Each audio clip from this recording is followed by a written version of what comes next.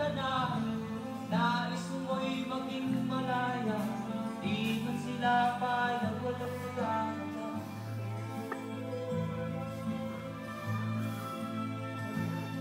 Ikaw nga ay biglang nagbago, naging matigas ang iyong ulo, at ang payo nila'y sinuwan mo.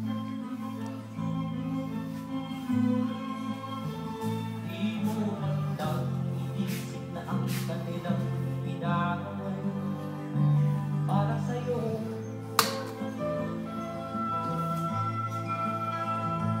Kat ang nais mo'y masunod ng layaw mo, di mo sila pinapansin.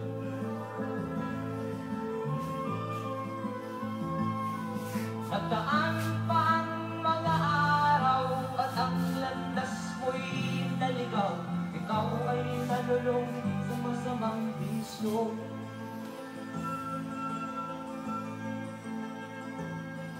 At ang una mong